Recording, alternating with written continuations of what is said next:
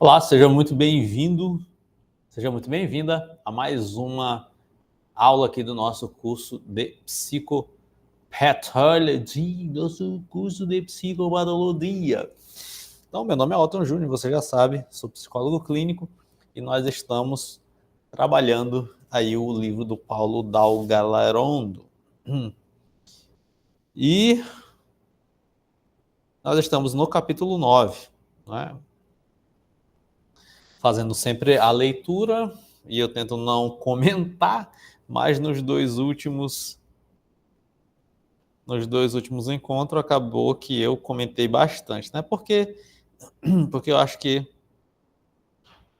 foi importante eu comentar, né? Gerar aqui alguns exemplos e algumas contextualizações. Perdão, 23 graus, tá ok.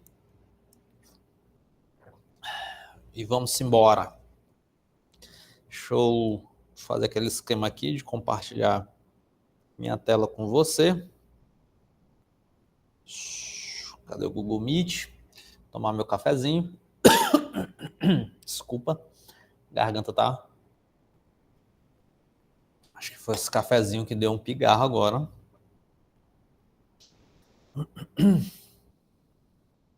Então vamos lá, tu tá animado? Eu tô animado, tô empolgado para continuar aqui o nosso curso de psicopatologia.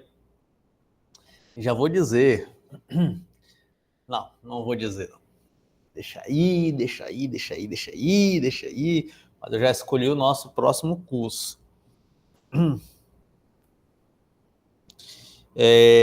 Aqui. Ok. Já escolhi aí o nosso próximo curso.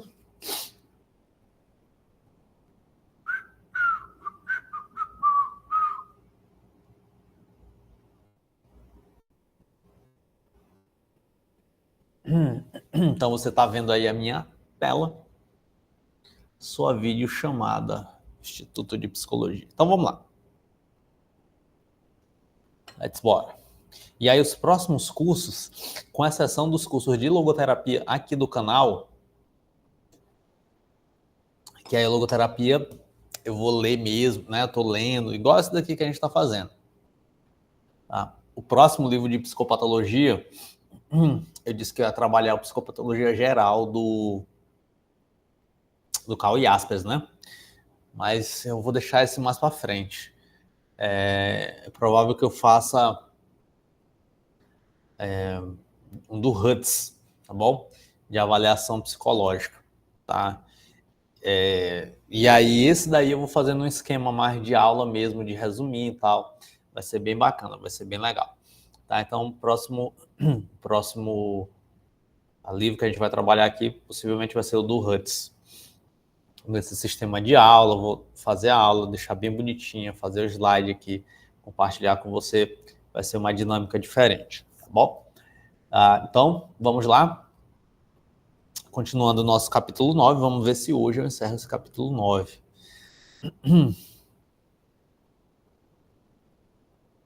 Então, nós temos aí basicamente 8 páginas. 4, 6 páginas. Então, vamos lá. Sobre a confiabilidade dos dados obtidos, simulação e dissimulação.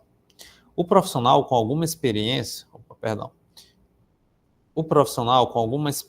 clínica em psicopatologia aprende prontamente que os dados obtidos em uma entrevista podem estar subestimados ou superestimados. Não é raro o paciente esconder deliberadamente um sintoma que vem apresentando, às vezes de forma intensa, ou relatar um sintoma ou vivência que de fato não apresenta. O profissional deve exercer toda a habilidade para buscar diferenciar as informações verdadeiras, confiáveis e consistentes das falsas e inconsistentes. Então, ontem mesmo eu estava atendendo um homem de meia idade e quem marca as sessões dele é a esposa, né? E a esposa chegou relatando, meu Deus, ele teve 2 crises e é muito sério e não sei o quê. E na hora dele relatar essas crises, ele relata subestimando aquilo que aconteceu. né? Então ele dá uma minimizada, né? Que é natural até do homem, porque ele não vai se expor vulnerável, mas aí eu tenho que balizar, peraí, né? Será se a esposa que é muito afetada e ela narrou de uma maneira histriônica, né? De uma maneira escalafobética, escandalosa, ou será se foi ele que está diminuindo, subestimando, minimizando aqui o relato dele? Então, em cima desses pontos, a gente vai, o entrevistador ele tem que ter essa habilidade de escuta para poder suspender os relatos, né? Que aí na hora que ela me mandou a mensagem, eu, ei, rapaz, fala sério, ele estava bem, estava legal, e agora? Né? Como é que é isso? Que aí tem crise, né? Mas vamos ver. E aí ele chega e relata, e o relato dele, né, tem uma outra característica. Mas, logicamente, conhecendo o perfil, eu entendi que não. Ok, houve ali houveram duas crises e a gente precisa prestar atenção. E a gente criou uma estratégia lá para ele ficar monitorando. Denomina-se dissimulação. Dissimulação é uma palavra bonita para mentira, né? Denomina-se dissimulação o ato de esconder ou negar voluntariamente a presença de sinais e sintomas psicopatológicos, né? Então, aquele paciente que nega ou esconde, ele está dissimulando, ele está mentindo.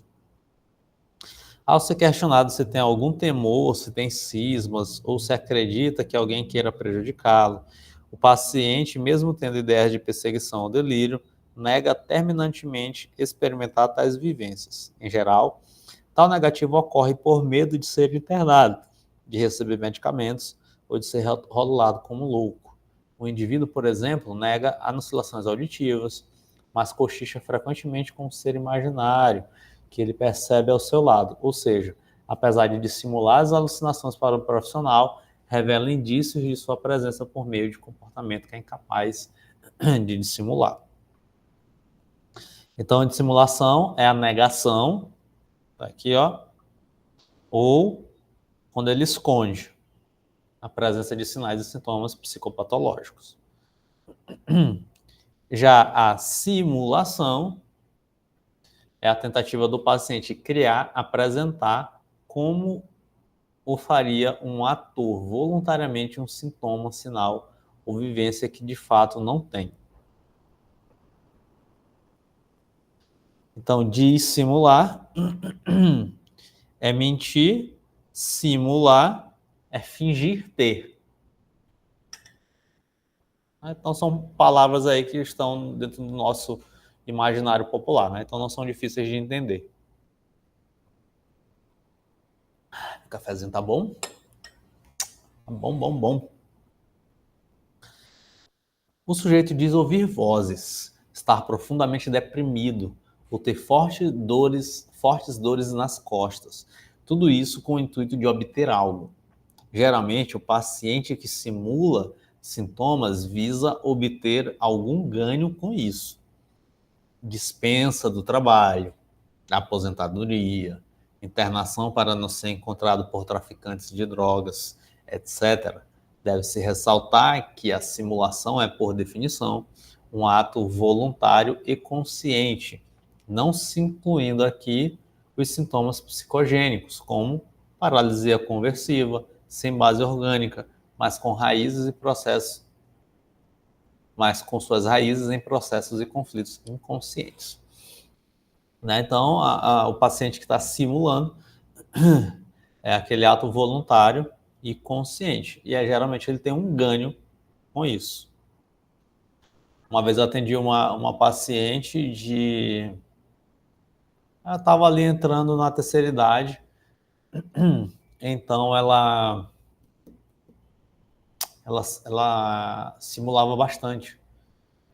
Então forçava o choro, ia me narrar uma história, forçava uma lágrima para obter qual era o ganho dela. Ela obtia, na cabeça dela, ela estava achando que estava obtendo a minha atenção, né? Justamente porque a demanda dela era que as filhas não a olhavam, né? Não olhavam para ela. Então ela simulava bastante, como se isso fosse gerar mais movimento de atenção da minha parte, tudo mais. Tanto que essa era a demanda dela, né, que ela... Uma das coisas que ela fez continuar a terapia comigo, ela já tinha passado por alguns psicólogos, né? E aí uma das coisas que ela fez, que a fez ficar, foi simplesmente pelo fato de, durante a entrevista, durante a anamnese, eu não anotar, eu não olhar para a tela do computador, eu não fazer nada disso, né? Então ela tinha passado por outros psicólogos e naturalmente, né? Tá ali entrevistando, bora fazer uma anotação aqui e tal, não sei o quê. Então desvia, às vezes desvia ali o olhar durante o atendimento, né? Tem profissionais, infelizmente, que olham só para a tela do computador, isso era presencial, né? Mas no sistema de consultório que a gente tinha, na época lá disponibilizado na empresa, então tinha um computador e tal, né? Atualizar o sistema. E aí tem profissional que, enfim, né, opta por só olhar a tela do computador, bem parecido com o sistema médico, né? Esse profissional de psicologia. Então eu falo, poxa, eu já passei por outros profissionais, mas sequer olharam para o meu rosto e tudo mais, tu manteve ali a atenção e tal. Inclusive com o médico também ela tem esse tipo de demanda, né? Ela só fica com o médico que consegue olhar, dar atenção para ela. Né? Então uma demanda dela ali específica. E aí só que aí ela simulava ali alguns sintomas para poder, na cabeça dela, obter mais atenção, né? Crítica do paciente e insight em relação a sintomas e transtornos.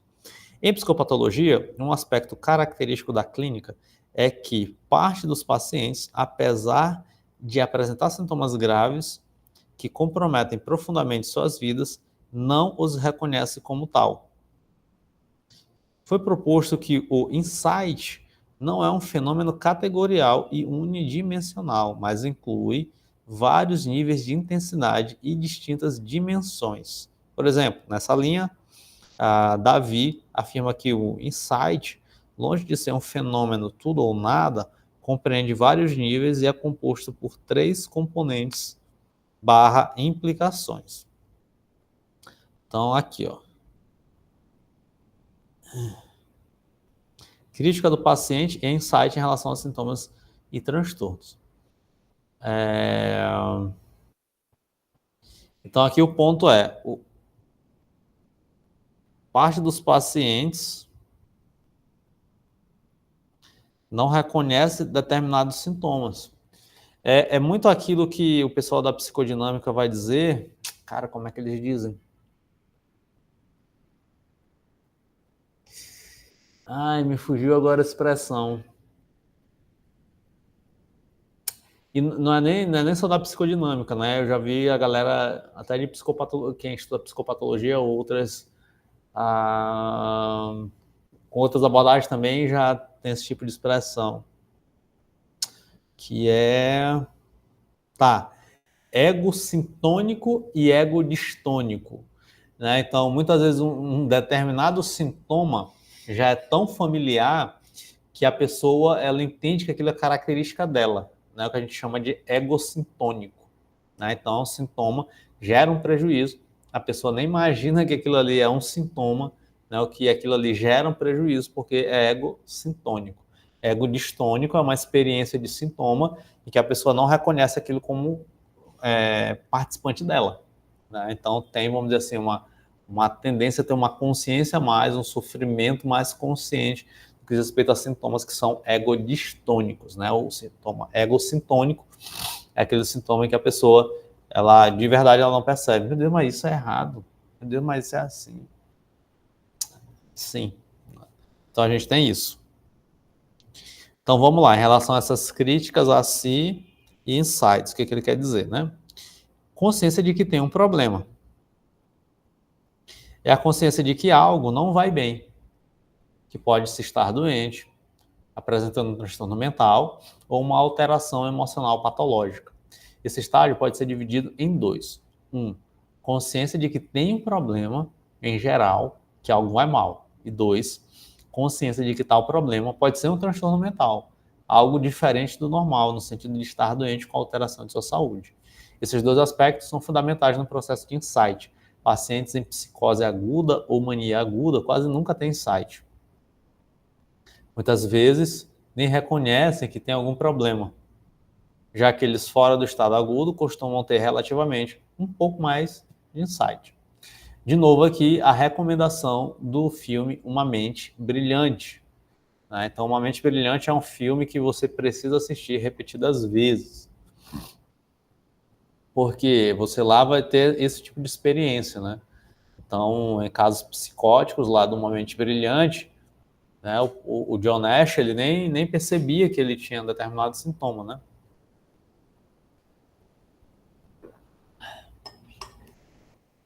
Tanto que uma fala do psiquiatra, eu acho muito interessante quando o psiquiatra está conversando com a esposa dele, acho que era Jennifer Connelly, Uma Mente Brilhante, ator, Jennifer Connelly, maravilhosa, uma mulher muito bonita, né, Jennifer Connelly.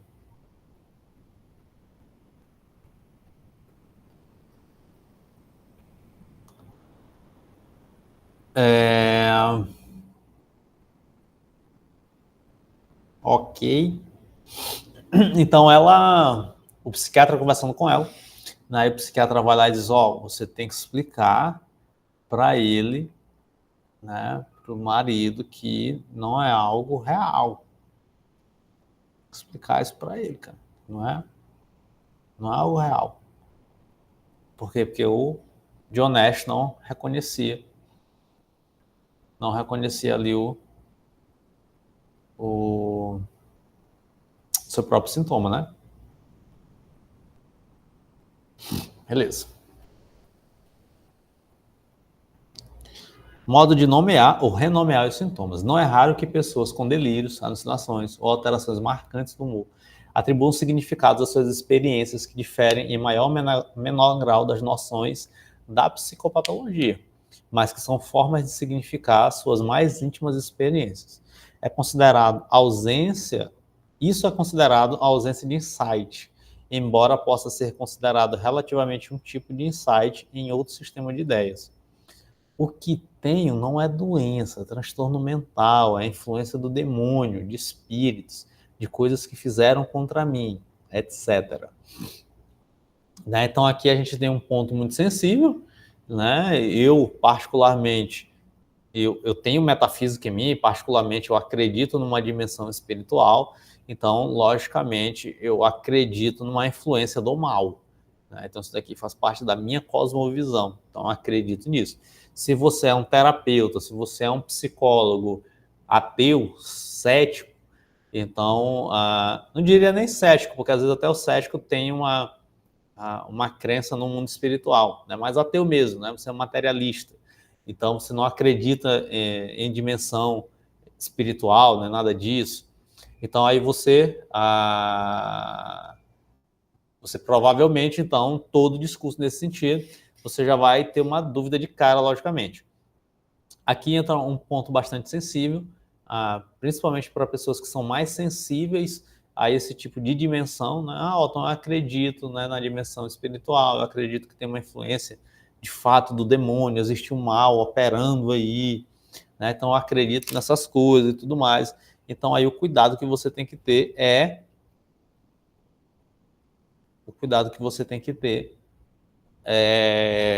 como é que eu posso dizer? É suspender. É tipo assim, esse negócio, eu acredito nesse negócio, mas eu vou colocar como a última possibilidade, a última explicação possível. Esse negócio bem aqui. Eu tenho que vencer uma série de etapas para poder começar a entender que não, isso daqui é influência realmente do mal, alguma coisa nesse sentido. O bom de não ser famoso é que poucas pessoas vão assistir a esse vídeo, certo? Poucas pessoas estão acompanhando esse curso aqui. Não sei nem se eu deveria falar isso.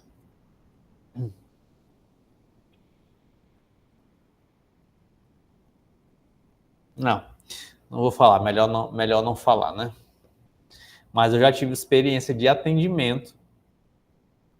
Não vou entrar em detalhes, mas eu já tive experiência de atendimento em consultório, né, em que de fato presenciei uma influência de verdade ali do mal.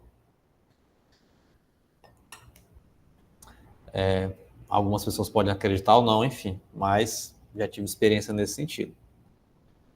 E não me esqueço nunca, porque foi uma parada assim muito... Peraí, velho, o que tá acontecendo aqui, cara? Não é transtorno emocional, nem nada disso. Enfim, vamos pra frente. Não vou contar mais detalhes da experiência, porque tem gente que vai até dizer, isso daí tá doido, tá? Mas de fato, epa, só que já faz um tempo isso. Nem sei por onde anda essa pessoa. Ela tinha até se mudado, foi para outro país, estudar e tudo mais. Mas, meu velho, o que é isso daqui? Vamos lá. Adesão a tratamentos propostos. Sim, aí aqui, ó, no modo de nomear, né? Então muita gente, assim, a despeito da experiência que eu tive desse tipo de discernimento, ok, mas você pode receber muitos pacientes que vão nomear, né? Então eles vão nomear um fenômeno que é um transtorno emocional. Eles podem nomear a partir de uma explicação espiritualista, né? Isso aqui que o texto está dizendo.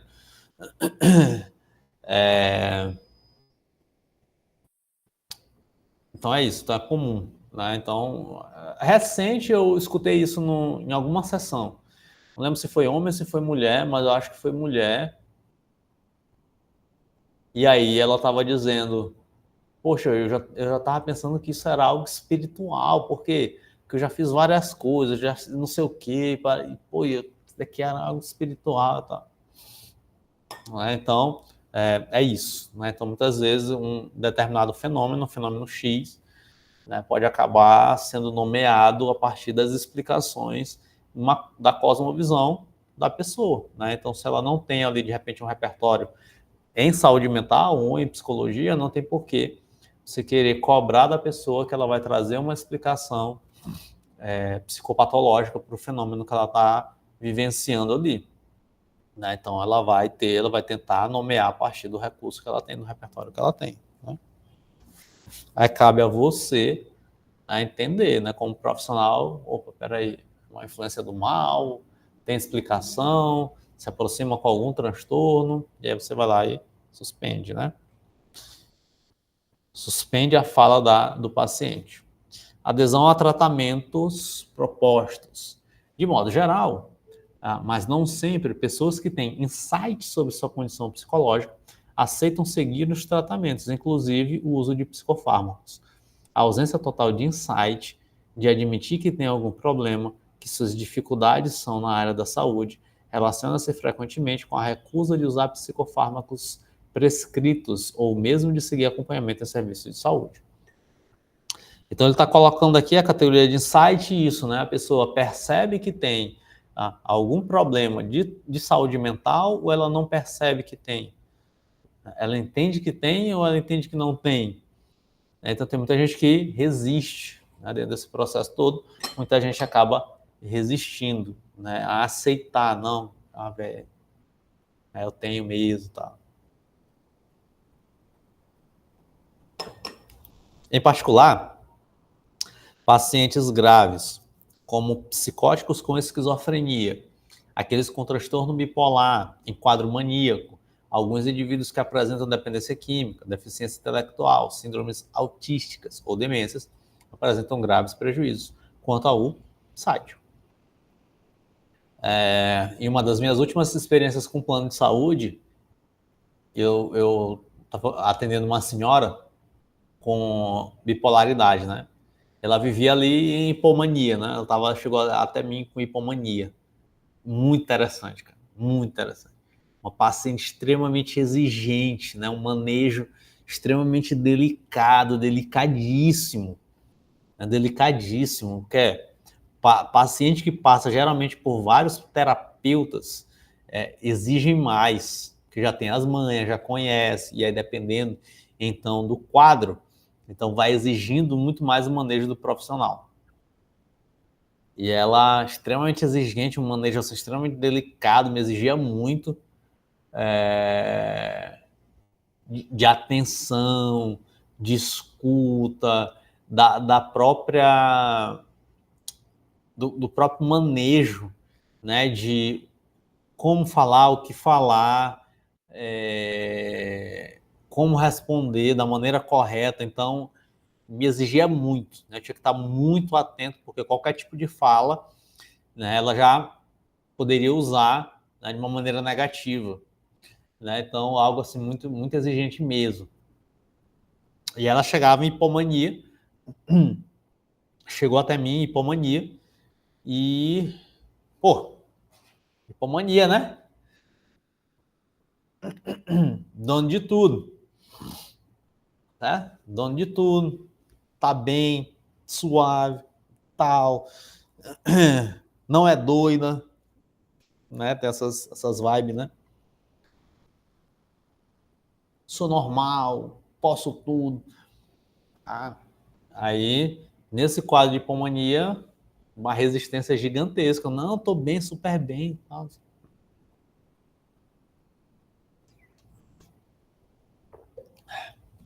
Exigente.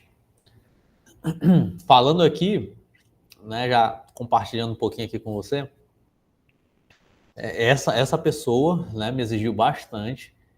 E também quadros de borderline. Borderline também é uma exigência de manejo gigantesco. Né? Em plano de saúde, no consultório, até que já tem de borderline, no particular, já, mas na experiência de plano de saúde, muito mais, né? Então, muito mais, porque a ideação, tentativa de suicídio, né? Então, muito mais frequente. Então, recurso lá, muito mais frequente também. Então, assim, também é um manejo bastante delicado, né? Borderline. Vamos lá. Perspectiva transversal versus longitudinal. A avaliação em psicopatologia apresenta uma dimensão longitudinal. Ou seja, o que é longitude? Né? Latitude, longitude, né? É isso? Deixa eu ver minha geografia. Latitude e longitude.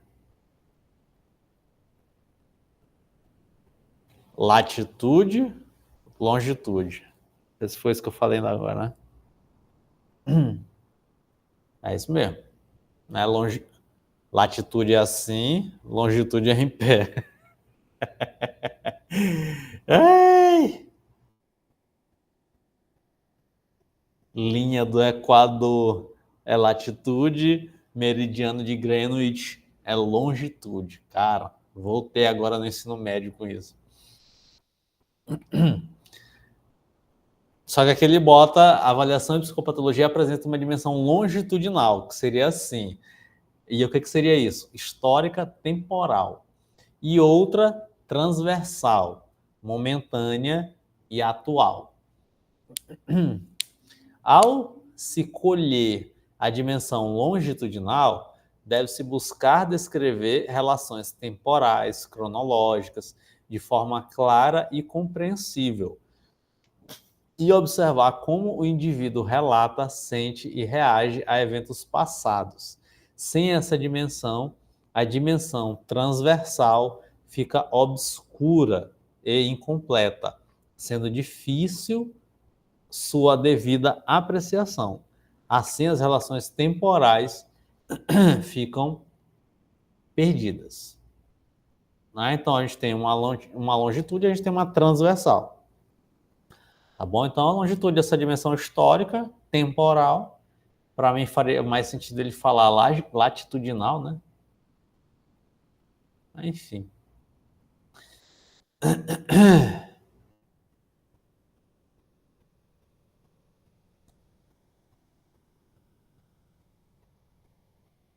Então, ok. Então, a gente precisa ter esse ponto de contato, né? Enquanto terapeuta, enquanto profissional, a gente precisa ter esse ponto de contato, né? Entre a história e a vida atual da pessoa. Relato do caso por escrito. Ao término da entrevista e da avaliação do paciente, forma-se o esboço do caso na mente do entrevistador. O estado mental foi observado durante toda a coleta de dados, surgindo dessa forma a síntese do estado mental do indivíduo para o profissional. O relato do caso por escrito deve conter, de preferência, as próprias palavras que o paciente e os informantes usaram ao descrever os sintomas mais relevantes. O uso de termos técnicos deve ser sóbrio e proporcional ao grau de conhecimento que o profissional obteve do caso. Já a caligrafia deve ser legível e o estilo claro, preciso, com frases e parágrafos curtos e diretos. Né? Caligrafia precisa não é muito forte. Né? Deve-se evitar terminologia por demais tecnicista, que às vezes revela mais insegurança do que conhecimento profissional, o qual busca compensar na linguagem psicopatológica rebuscada os vácuos de ignorância sobre o caso, ou quer demonstrar de modo exibicionista sua erudição e seu saber médico. Além disso, o profissional deve evitar a interpretação precoce dos dados, seja ela psicológica, psicanalítica, sociológica, biológica. Uma interpretação precoce, feita muitas vezes de modo apressado e excessivo pelo profissional, que quer logo ver um sentido em tudo e estabelecer as causas, pode impedir que se enxergue o paciente que está à sua frente. Né? Então, a insegurança permeada por uma ansiedade cega qualquer profissional. É preciso lembrar que, apesar de serem descritos fenômenos irracionais em uma história psicopatológica, muitas vezes relatando estados mentais e comportamentais marcadamente desorganizados e caóticos, o relato em si deve ser organizado e coerente, facilitando o estabelecimento de hipóteses diagnósticas e o planejamento terapêutico adequado. O paciente tem o direito de ser confuso, contraditório e lógico. Já o profissional, ao relatar o caso, não. Além do aspecto médico e psicopatológico essencial, que é o diagnóstico clínico, a entrevista e seu relato devem fornecer uma compreensão suficientemente ampla da personalidade do paciente, da dinâmica de sua família e de seu meio sociocultural. A história clínica bem feita não serve apenas para a formulação diagnóstica, que é aspecto importante, mas está longe de ser o objetivo exclusivo da avaliação. O diagnóstico clínico deve ser considerado um ponto de partida e não de chegada que encerraria a compreensão do paciente, o qual deve ser enriquecido, confrontado e contrastado com um conjunto de aspectos singulares do indivíduo e de sua vida em particular. Então, aqui o diagnóstico, ele não é o ponto final, né? O diagnóstico, na verdade, ele é o ponto de partida. Tá? A gente está falando de tratamento, né? De psicopatologia. Então, o diagnóstico, ele é o ponto inicial. Tá? Ele não é o ponto final.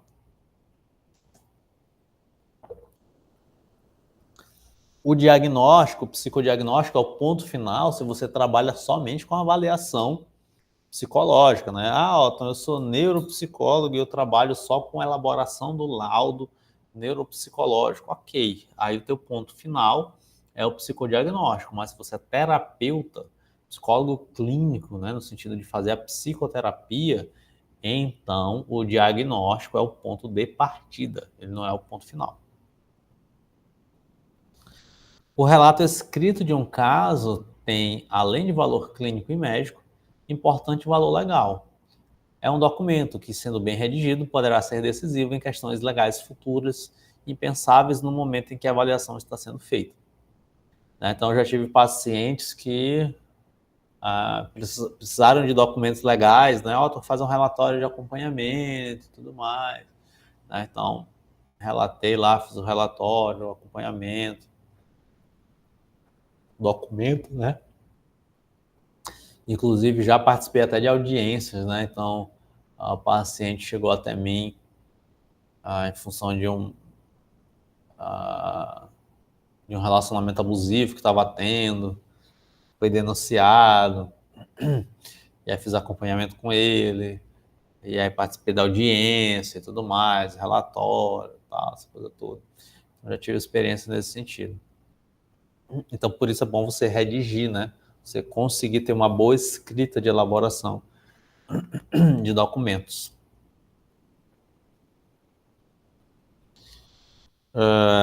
No momento em que o entrevistador redige os dados que coletou, deve lembrar-se de que a história clínica deve ser redigida com uma linguagem simples, precisa, compreensível. O relato deve ser pormenorizado, mas não excessivamente prolixo, detalhado naquilo que é essencial ao caso e conciso naquilo que é secundário. Então você precisa saber quantificar, ponderar aquilo que é necessário. Né? Você não vai fazer uma biografia detalhada da pessoa. Né? Tem muito relatório que eu vejo por aí que o psicólogo ele expõe até questões que nem precisariam ter sido expostas, entende? Porque ali no relato a pessoa está lidando com sintomas, com como a pessoa se relaciona ali, para um determinado contexto, né? Então, geralmente ela pede um relatório para um trabalho, para uma questão de trabalho, por uma questão judicial, né? Então, tem contextos ali que envolvem muitas vezes a elaboração de determinado documento, né? Então, tem informações que são irrelevantes, aí o profissional vai lá e detalha coisas que, porra, não tem nada a ver, cara. Não será enfocada aqui a entrevista de crianças e adolescentes. Um bom protocolo de avaliação psicopatológica desses grupos etários é sugerido pela American Academy of Child and Adolescent. Como é que fala adolescente em inglês? Não sei. Psychiatry. Essa pronúncia aqui. Psychologist, psychiatrist. É bem bonito. Tinha uma professora de inglês que... Ai, eu amo essa pronúncia da psychology. Ela falava isso. Me evadi do curso de inglês porque eu achei muito difícil. É uma humilhação, né? Você tenta fazer, aprender outra língua, mas eu tenho que fazer esse próximo ano, tenho que fazer, voltar ao meu inglês. E eu tento, a cabeça buga, eu tento construir uma frase e, velho, como é que eu vou construir essa frase? Não sei. Meu listening e meu reading é até bom, mas conversação, na hora de eu construir uma frase, cara, 0-0. Também são recomendados os trabalhos de Schaffer, Lucas e Richards, o livro de Ruta e Taylor, assim como a obra acessível e didática de Goodman e Scott e o trabalho de Werner e colaboradores. Vamos lá. Avaliação inicial e perguntas introdutórias. Então, vamos lá aqui algumas coisitas práticas. Estamos terminando já, né? Tá. 1. Providenciar um local com pelo menos um mínimo de privacidade e conforto para a entrevista. No caso de pacientes muito irritados, principalmente agressivos, evitar lugares trancados e de difícil acesso ou evasão. Então, você tem que ter um local minimamente de privacidade e de conforto para essa entrevista. Então, por exemplo, em consultórios atuais, tem que ter muito cuidado se o paciente leva um acompanhante, se o teu consultório, se a tua sala tem um bom isolamento acústico. Porque uma vez e é comum mesmo, né? Eu vi um relato de uma pessoa que disse assim, poxa, uma vez eu fui numa psicóloga e aí eu entrei no consultório, eu falei que estava injuriada com meu pai, não sei o que, foi meu pai que tinha levado, ele estava do outro lado da sala na recepção e a parede de drywall e ele escutou tudo. E depois veio brigar comigo porque eu nunca tinha dito nada. Entende? Então aí ela ficou meio chateada, né?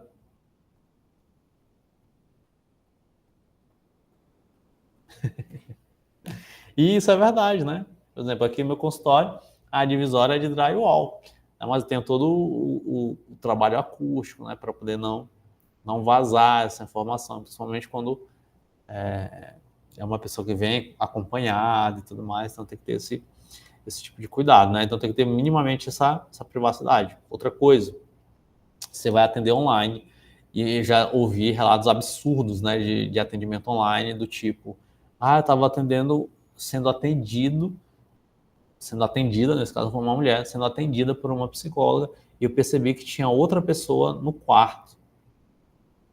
Fez uma zoada, tossiu, a psicóloga olhou assim e tal, e sem fone, né? Saindo aqui pelo áudio do computador, então, porra, a pessoa, cara, alguém aí me ouvindo, velho. Estranho, né? Então, olha só o desconforto.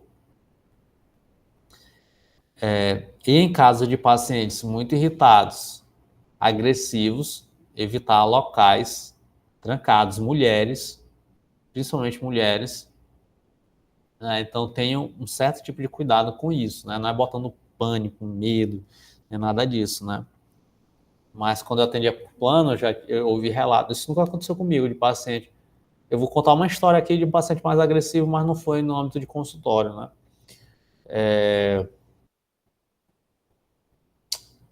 Uma colega, né, uma vez já passou por uma situação assim, ela me relatou, né? Tava aqui fazendo uma entrevista, de repente o cara começou a crescer em cima de mim e tal, foi quase que partindo para agressão. E aí a sorte dela é que ela estava mais próxima à porta do que ele. E ela se evadiu. Cara, me evadi do local porque não ia ficar presa, o cara me ameaçando já, e extremamente irritado, agressivo, né? Então mulheres têm que ter esse cuidado, né? Tem que ter muito esse cuidado.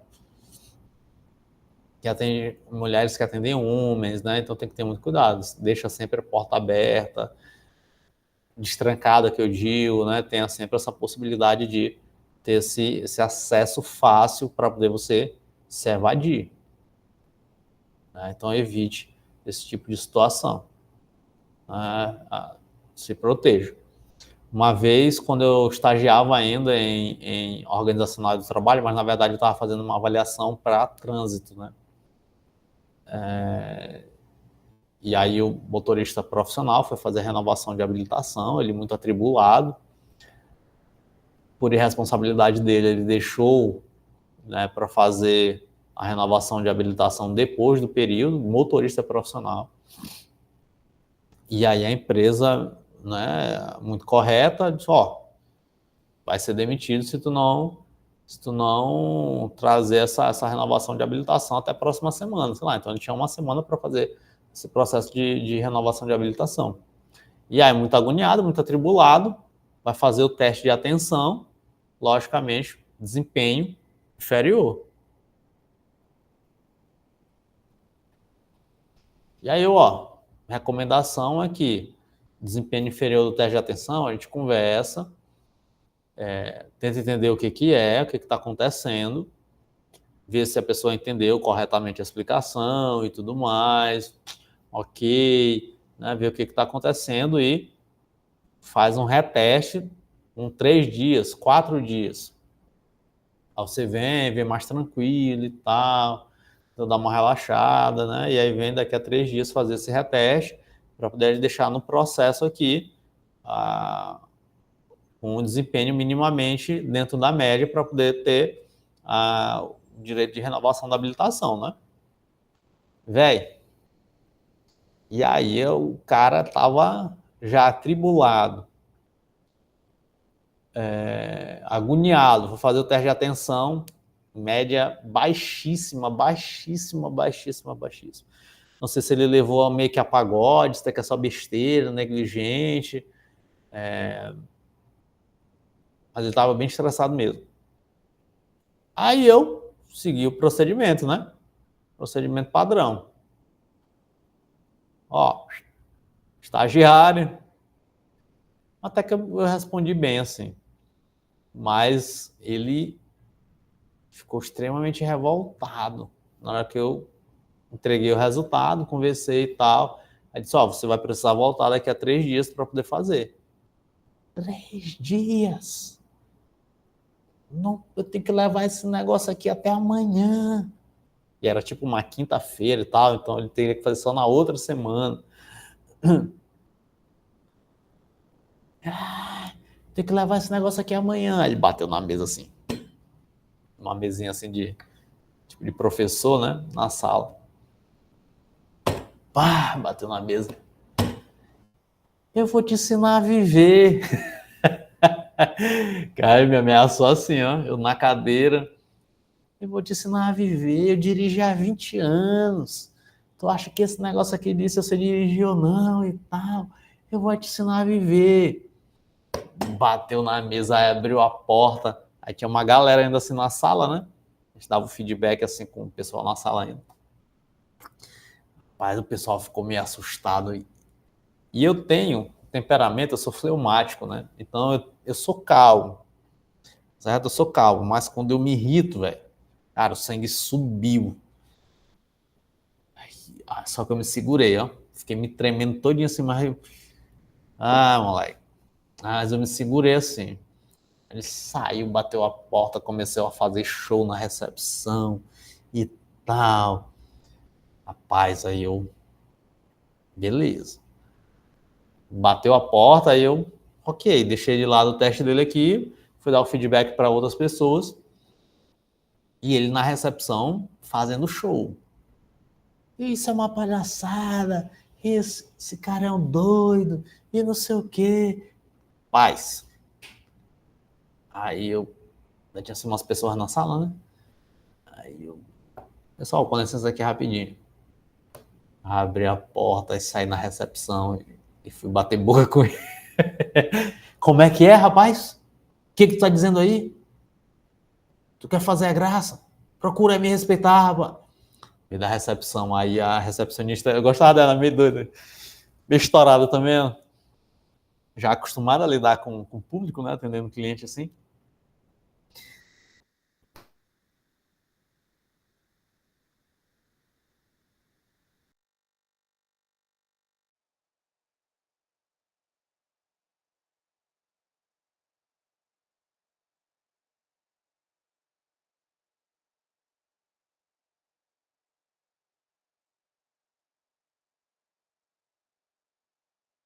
Cara, ela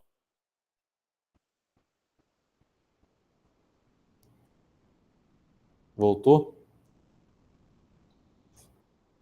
Minha internet caiu. Não sei onde caiu aí, né? No relato de caso aqui.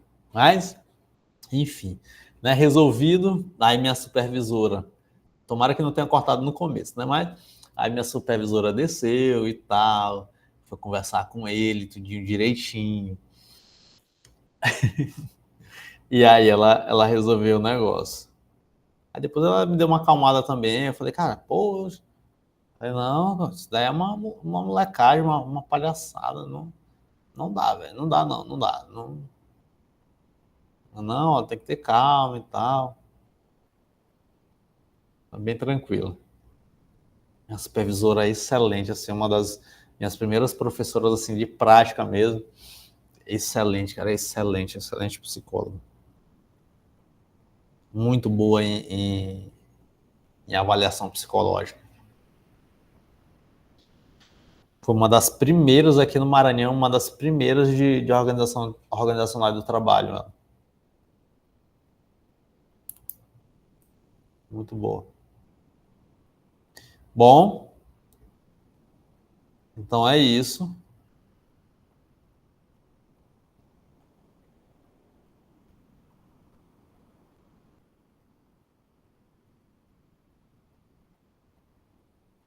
Uh,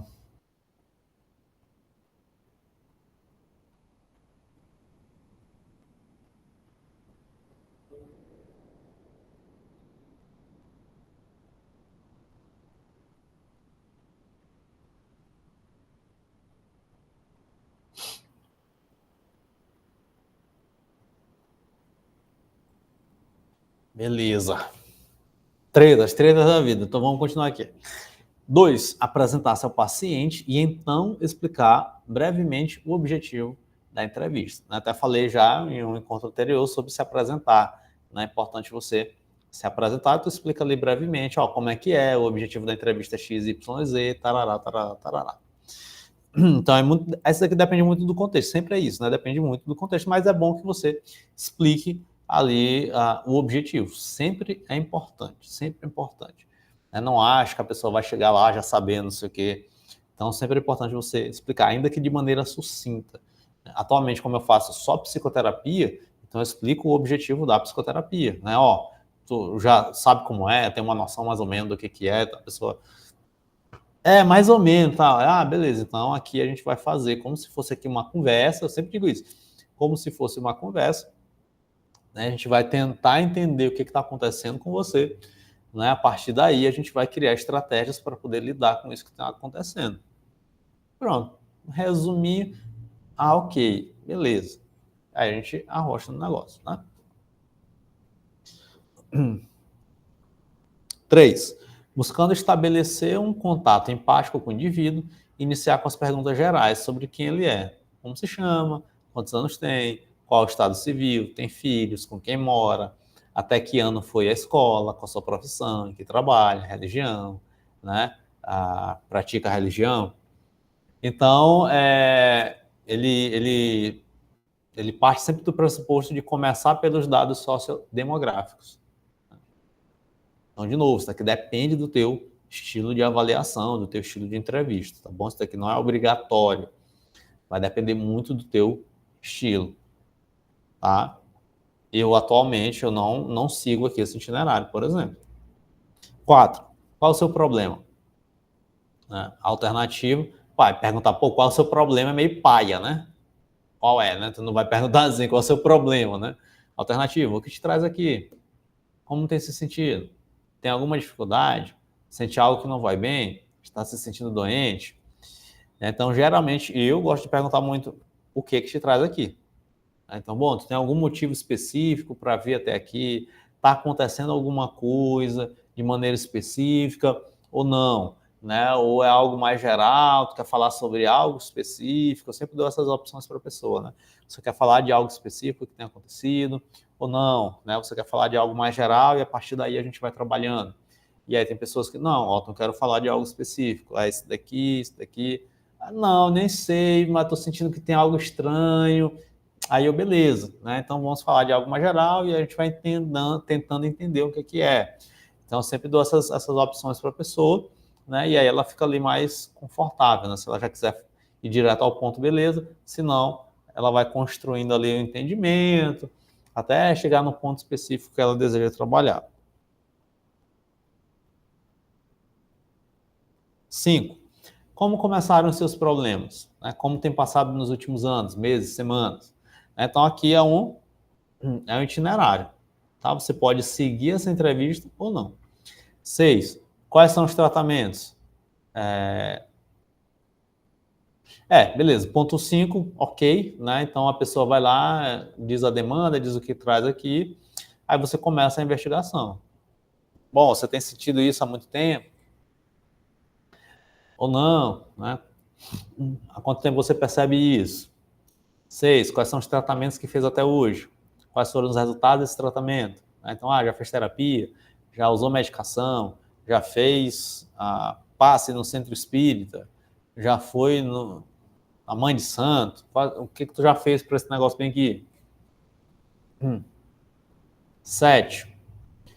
De onde vêm seus problemas? Ou a que atribui os seus problemas? Então, essa daqui... Acho até meio complicado essa pergunta aqui. Pode ser válida, tá? Pode ser válida.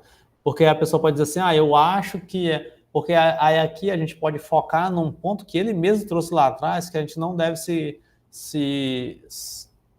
fixar, que é da explicação, né? De onde vem? Pode ser de um contexto. Eu acho que vem do trabalho. Ok, beleza. Né? Mas eu acho que vem da minha infância lá e tal. Entende? Então, às vezes, é complicado você perguntar essa pergunta aqui, tá? Não acho que... Uma alternativa para essa pergunta seria tipo assim, dependendo da demanda da pessoa, você pode perguntar em qual área você percebe que surgiu esse problema. Tipo, foi num relacionamento que surgiu esse problema, então acho que isso daqui é mais por conta do trabalho, né? Então fica mais, vamos dizer assim, fica mais aberto você fazer esse tipo de pergunta, né? Do que, de onde vêm seus problemas, entendeu? 8. Observar com atenção, desde o início da entrevista, postura, atitudes globais, roupas e acessórios, comportamentos não verbais e mímicas, enfim, prestar atenção e descrever com detalhes a aparência física, comunicação não verbal e aspectos psíquicos gerais do paciente. Então, ontem, eu atendi uma paciente aqui e na hora que eu abri a porta, estava no atendimento remoto, no atendimento online, encerrei o atendimento, saí aqui na antessala, abri a porta, boa tarde. Na hora que eu dei boa tarde, que eu vi a carinha dela, velho, não tá legal. Só pelo rostinho, assim, não tá legal, cara. Não tá legal, não. Aí ela, boa tarde, entrou, sentou. Aí e aí, fulano, como é que tá? Não tô nada bem. Aí eu já sabia, né? Aí eu já sei. Pelo teu rostinho, eu já consigo saber disso. Então você consegue observar. Desde aparência física, comunicação não verbal, tudo isso daí tu já vai observando. Desde o início. 9. Verificar o impacto que o paciente causa no entrevistador. Os sentimentos que a entrevista produz, pena, medo, curiosidade, chateação, confusão, dúvida, tédio, irritação, etc. Perguntar a si mesmo se o indivíduo é repulsivo ou atraente, simpático ou antipático, produz o desejo de ajudá-lo ou de não querer mais vê-lo, etc. Isso daí que acontece.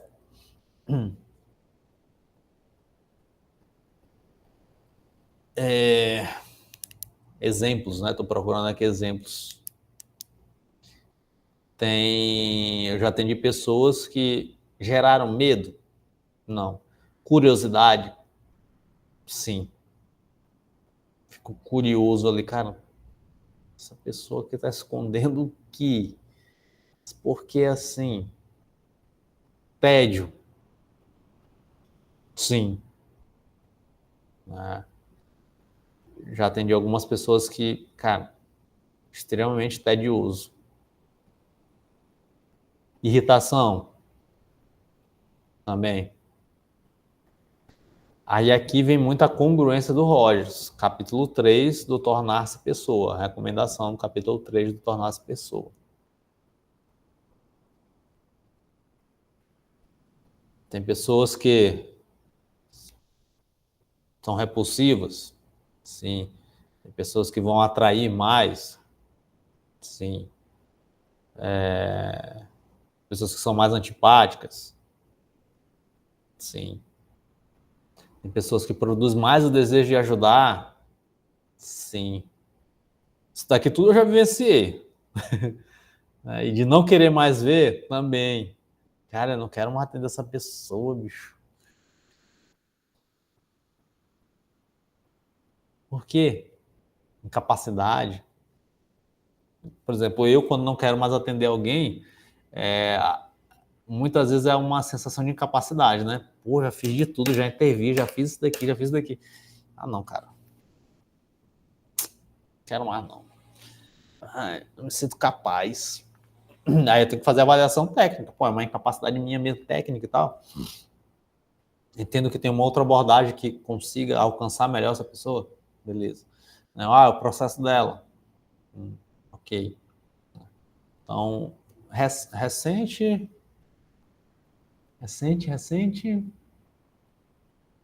Acho que em maio, mais ou menos ali, estava com uma paciente já acompanhando há um tempo. E aí uma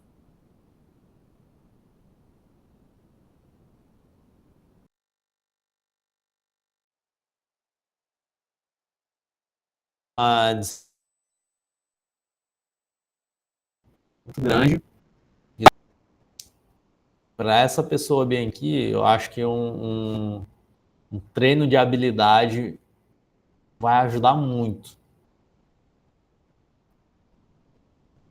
E eu não quero fazer esse recurso, né, de treinar habilidade, não sei o que, essa coisa toda. Aí eu falei, ó, vou encaminhar. Apesar de gostar muito da paciente, né, de querer muito ajudá-la, mas, pô, bem aqui eu percebo que uma intervenção técnica específica de treino de habilidade para regular a emoção vai ser muito mais eficiente e eficaz para ela. Então vou encaminhá-la.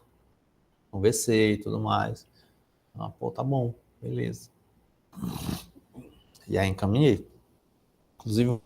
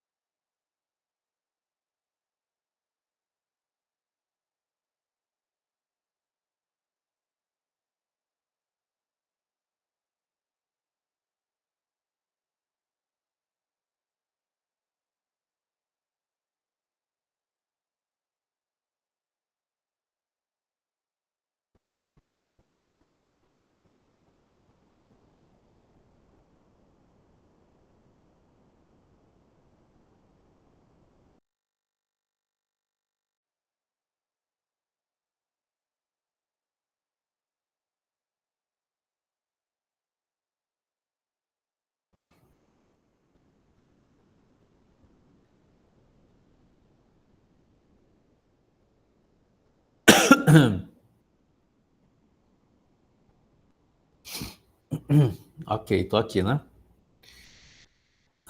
Cara, tô com uma estabilidade na conexão.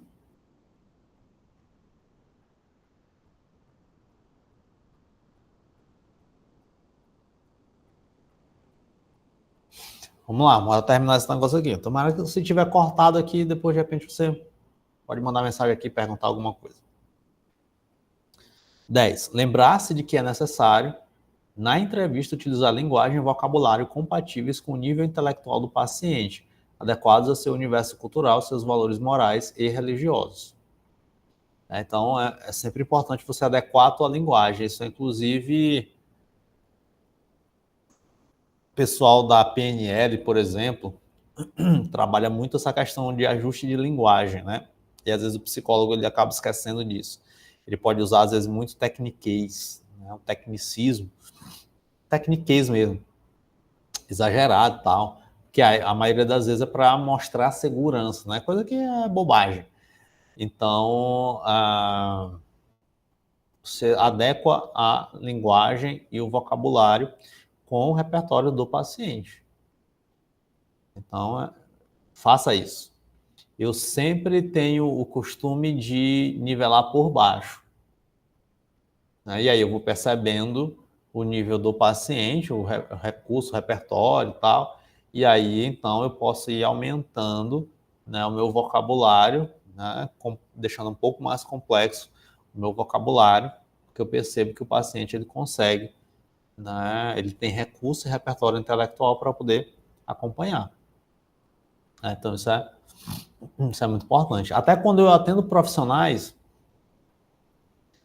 até eu atendendo profissional, eu não uso, dificilmente eu uso uma linguagem técnica. Às vezes só para mostrar uma coisa ou outra, de repente, aí eu uso uma linguagem técnica, mas até quando eu atendo psicólogo mesmo, dificilmente. Teve até uma vez uma psicóloga que disse assim para mim, eu tinha uma certa resistência contigo, olha só que interessante. Eu tinha uma certa resistência contigo porque tu usa uma linguagem muito simples e tinha uma certa resistência, né? Porque tu utiliza essa linguagem simples e tal. Mas, mas para que eu vou usar uma língua? Apesar de que o psicólogo ele até entende, né? Mas eu não uso e tal. Aí se ele entende, beleza, uma hora ou outra eu posso dar uma pincelada. esse daqui é esse negócio bem aqui, esse daqui é esse negócio bem aqui. Beleza, mas no processo terapêutico eu não estou dando aula para ele, percebe? Eu estou numa supervisão, então em atendimento, em sessão de terapia. Então é importante você adequar a linguagem, né? Não chega ali uma pessoa que tem uma 4ª série do ensino fundamental, você não vai falar coisas complicadas para essa pessoa, porque isso vai distanciar, isso vai afastar, né? Assim como também, se o paciente tem algum tipo de valor moral, religioso, você vai lá e vai ofender a pessoa.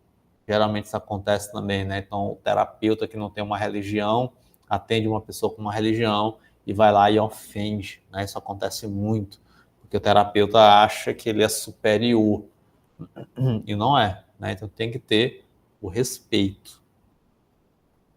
11. É conveniente utilizar perguntas mais abertas para pacientes com bom nível intelectual. Já para aqueles com déficit intelectual, quadros demenciais ou muito desestruturados, empregar perguntas mais fechadas, mais estruturadas, que permitam respostas do tipo sim ou não. Para um guia de referência à história clínica do paciente, recomendo algumas fichas de história clínica disponíveis no hot site desse livro. Então, vai para lá que tem fichas para você pescar ou mimetizar. Aqui é aquilo, né? Perguntas mais abertas para pessoas que têm a capacidade de elaborar melhor, né? De conjecturar, de imaginar, de construir, né? Então, logicamente, esse tipo de pessoa você consegue alcançar mais porque tem mais recurso, mais repertório intelectual. Então, beleza. Para aquela pessoa que tem mais dificuldade, que está mais desestruturada, então não adianta você querer fazer uma exigência de elaboração muito grande, porque não vai sair nada daquilo ali. Então, seja mais direto. E às vezes até paciente que tem um bom nível intelectual, se ele tiver desestruturado por alguma razão, esquece. Esquece, porque a resposta emocional sob o efeito de uma paixão, então é muito mais difícil utilizar qualquer tipo de recurso racional, né? Entrevistas diagnósticas padronizadas em psicopatologia. Eu acho que esse aqui é o último ponto. Já tem uma página, né? Então, vamos correr. 10 minutinhos eu termino. Há uma série de entrevistas padronizadas, organizadas principalmente para a realização de pesquisas, nas quais se deseja o máximo possível de confiabilidade nas avaliações. De modo geral, na prática clínica, é melhor não se utilizar primordialmente de tais instrumentos, pois, para a obtenção da confiabilidade nos resultados, por exemplo, o mesmo diagnóstico obtido por diferentes profissionais, utilizam-se nos instrumentos padronizados perguntas e sequências de questões previamente estabelecidas, produzindo certa rigidez na avaliação. Então, ele não recomenda por quê? Porque há uma certa rigidez, né, nessa avaliação. Então, são perguntas feitas a partir de uma sequência, elas devem ser feitas de maneira igual. Então, se João entrevista se João entrevista Pedro, se Paulo entrevista Márcio, então é a mesma sequência de perguntas, porque tem uma padronização, né? Essa é a ideia científica, né? Então eu vou lá, estabeleço um padrão e verifico os resultados a partir desse padrão previamente estabelecido. O que isso gera essa rigidez, né? Produz essa rigidez. Então, se você não está fazendo nenhuma pesquisa científica, então, de fato, será se vale a pena ter essa rigidez? Quando, por exemplo, um paciente, né, você tem uma pergunta A, você pergunta A, e dentro da resposta da pergunta A, o paciente conecta com a pergunta B, por exemplo. Então, você interrompe aquilo ali, volta para a pergunta B, e depois retoma para a D. Percebe? Essa rigidez. Para a prática clínica, é mais desejável que o profissional possa utilizar roteiros de avaliação mais flexíveis e variáveis de acordo com o paciente, em seu quadro clínico, background cultural, história de vida particular, personalidade e o nível de inteligência específicos. Então, olha só o tanto de elemento que a gente pode se utilizar para poder flexibilizar o nosso roteiro de avaliação. Um exemplo de instrumento padronizado de entrevista para diagnóstico psicopatológico é o Mini Plus, Mini Internacional Neuropsiquiátrico Interview Plus. Trata-se de uma entrevista diagnóstica padronizada breve, compatíveis com o manual, com diretrizes do manual Diagnóstico e Estatístico de Transtornos Mentais, DSM-4, e a Classificação Internacional de Doenças e Problemas Relacionados à Saúde. Tem até um livro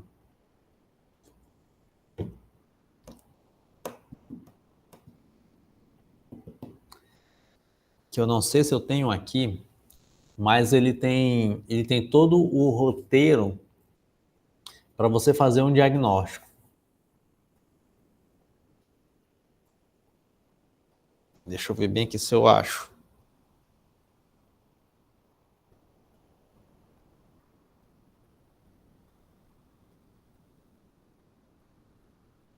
Ele tem todo um roteiro para você fazer o diagnóstico.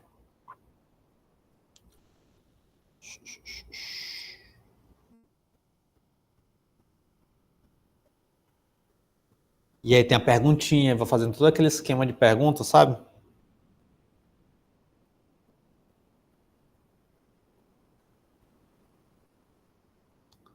Tá aqui, ó.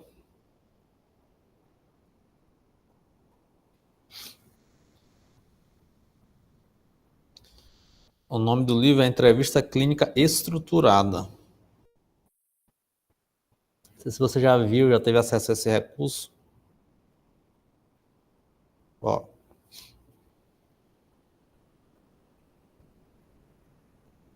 Aqui, ó. E aí a pessoa vai fazendo o check-in, né? Aqui eu estava vendo um estudo de transtorno de déficit de atenção e hiperatividade em adultos, ó. Então aí ele vai fazendo, ele pega os sintomas do transtorno e aí ele vai fazendo as perguntas específicas a partir dos sintomas e aí ele vai fazendo o diagnóstico diferencial, né? Então, eu tô com humor rebaixado, beleza. O humor rebaixado pode ser o quê? Pode ser depressão, pode ser transtorno afetivo bipolar, pode ser distimia. Então, o que é isso? Então, ele vai fazendo toda a estruturação e aí ele vai trazendo também perguntas para diagnósticos diferenciais. E aí, se a pessoa vai preenchendo os critérios, sim, não, né? Então, aí você vai fazendo o diagnóstico, né? E aí tem profissional que utiliza, por exemplo, esse recurso aqui, ó. Deixa eu ver aqui um transtorno, né? Esse daqui é até um parênteses muito grande. Deixa eu ver aqui, compulsivo, estresse pós-traumático. Deixa eu ver aqui um transtorno. E aí aqui é um recurso que você pode ter. Engessa? Engessa. Sem dúvida nenhuma.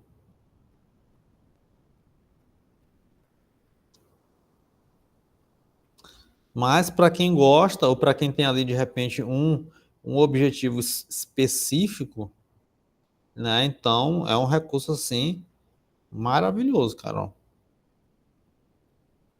Bem bom mesmo, que ele dá os critérios, ele faz ali todo o itinerário.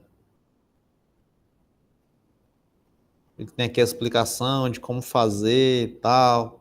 É o livro esse daqui, ó, Entrevista Clínica Estruturada para os Transtornos do DSM-5. Certo? Muito bom. Vale a pena você adquirir esse livro, né, para poder você ir estruturando suas entrevistas e tudo mais. Bem bom mesmo. E aí você vai adaptando, né? Vai dependendo do teu estilo de atuação, você pode segui-lo ali de maneira mais rígida ou não. Está aqui, deixa eu pegar aqui um exemplo, né?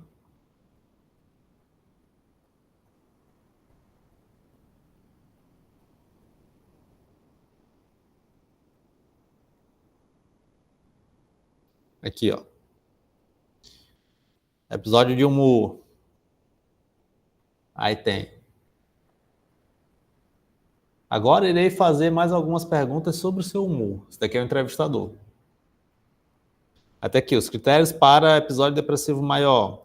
5 ou mais dos seguintes sintomas, parará, humor deprimido, parará. Né? Coisa clássica de depressão. Aí, primeira pergunta. Ó. No último mês, desde... A gente está em setembro. No último mês, desde agosto. Houve algum período de tempo em que você se sentiu deprimido ou abatido na maior parte do dia, quase todos os dias? E aí isso envolve também a observação de terceiros, né? Critério diagnóstico lá do DSM. Alguém disse que você parece triste, abatido, deprimido? Tem aqui. Se a resposta for não, né? Então, se a pessoa diz sim, né? Sim, opa, já é um critério. Aí o entrevistador vai lá e, ó, circula bem aqui, positivo, um critério.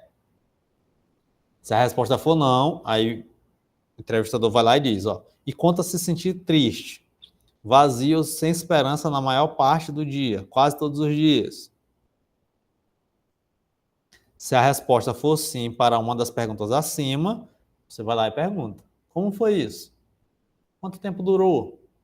Então aqui tem todo o itinerário. A2. Olha aí como é o roteirinho. É bem legal. É tipo um fluxograma, né?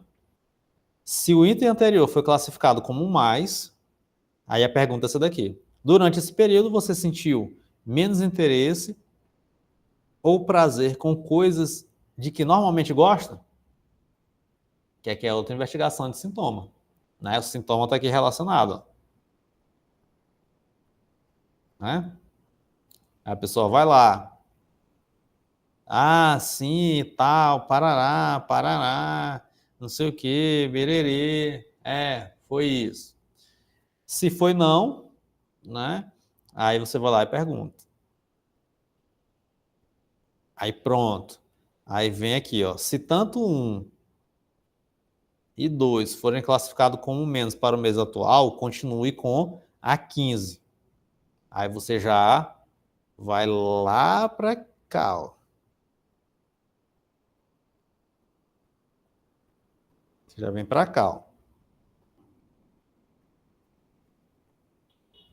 Entende? Que é que ele já vai para outro lugar.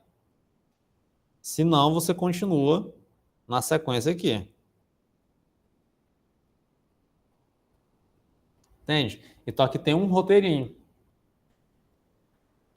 E aí, lógico, isso daqui pode servir como itinerário de entrevista diagnóstica. E isso daqui é preciso. Preciso. Tá bom? Então é um recurso que tem por aí, que tem disponível. Eu quase não vejo muita gente falar sobre isso daqui, tá? Sobre esse livro aqui. Mas é um recurso que está disponível aí.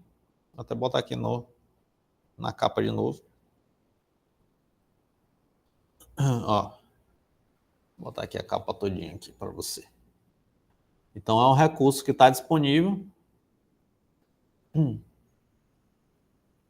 e é bastante interessante, tá bom? É um recurso muito bom mesmo.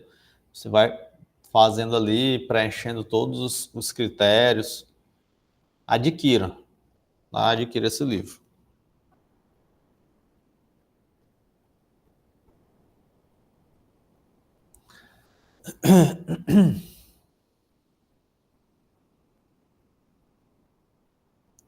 Aqui ele traz um exemplo, né? Sua vantagem é ter sido feita com perguntas chaves no início de cada capítulo que orientam a investigação mais aprofundada ou a mudança de capítulo. Esse livro que ele cita aqui, de verdade eu não conheço.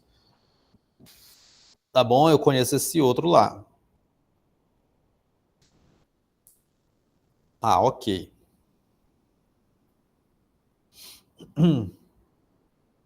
Ó, que é esse daqui que eu tô falando. Esse que eu mostrei para você. Esse daqui, ó. É o terceiro. SCID. Tá? Mas aí os outros devem ser nesse mesmo sistema, tá bom? E aí você pode utilizar para poder treinar o teu processo de entrevista. Isso é legal? Acho que para uma pesquisa é bem bacana, né? Ou se tu for muito metódico, mas lembrando, sempre que vai engessar, tá? Isso engessa bastante todo o processo. Vai te dar uma segurança, vamos dizer assim, você vai chegar a um diagnóstico preciso. Um exemplo, tá? Uma vez eu estava com uma dificuldade gigantesca em chegar a um diagnóstico com uma pessoa. E o cara, eu não sei, que tinha muita comorbidade, né? E eu falei, velho, eu não sei se é ansiedade generalizada, mas aqui tem um transtorno de estresse pós-traumático, mas aqui também tem um quadro de depressão. Eu falei, velho, tá meio embaçado aqui de chegar a uma conclusão com esse paciente. Não sei o que é, cara. Aí, opa, bora aqui pro recurso. Aí vim aqui, deixa eu seguir aqui o itinerário, deixa eu ver aqui.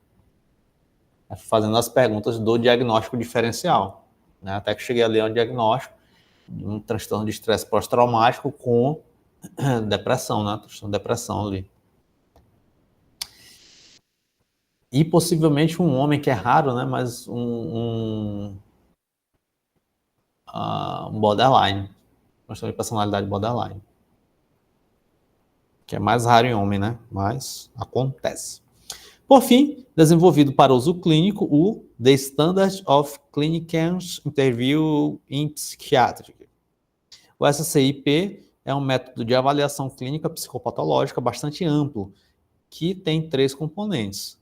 A entrevista SCIP dimensional, a avaliação do componente etiológico e a classificação do transtorno. Legal.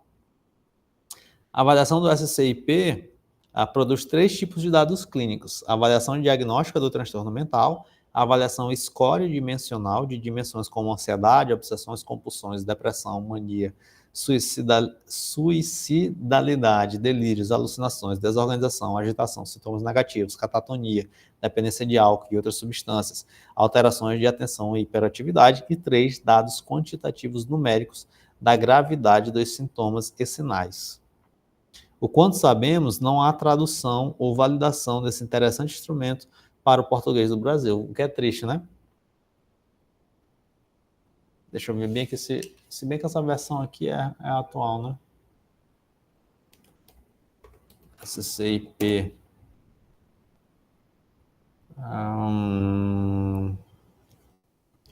The Standard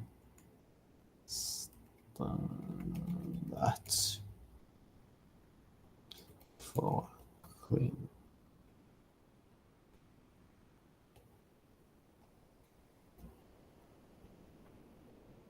Nossa, velho.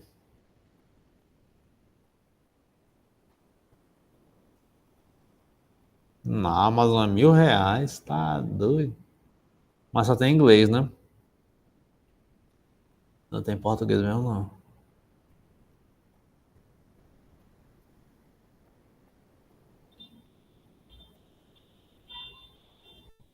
CD.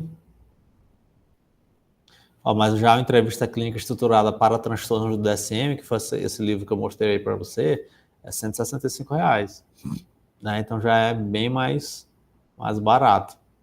Né? Aí tem o para transtornos de personalidade, só que de transtorno de personalidade é só.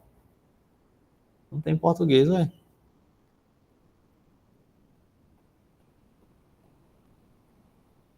Tem umas coisas que. É por isso que é legal você ter o inglês, né?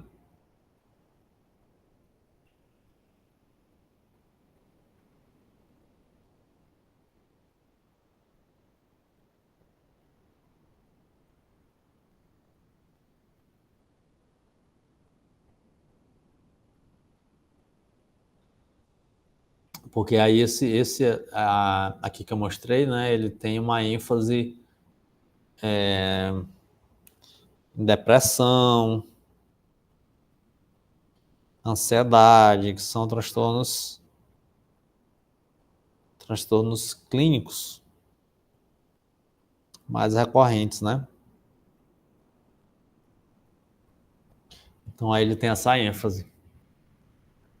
Depressão, bipolaridade, esquizofrenia, outros transtornos psicóticos, uso de substância, transtorno de ansiedade, muito legal para ansiedade, né? Pânico, agorafobia social, ansiedade generalizada, transtorno obsessivo compulsivo, estresse pós-traumático, déficit de atenção e hiperatividade e transtorno de adaptação, né? Então, se você trabalha com esses transtornos, né? Então, é um material excelente para você ter ali minimamente uma noção e um itinerário de como e de ter uma possibilidade de como conduzir uma entrevista, né? Bem legal. Então, nós vamos continuar no próximo encontro. Terminamos, então, o capítulo 9. Graças a Deus, terminamos esse capítulo 9. Parecia que não ia terminar nunca.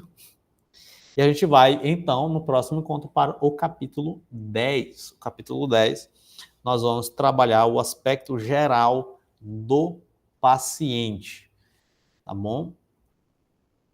E comunicação não verbal.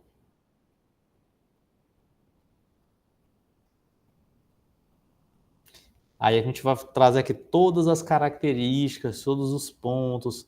Vai ficar bem legal o nosso curso a partir de agora. Bem bonitinho.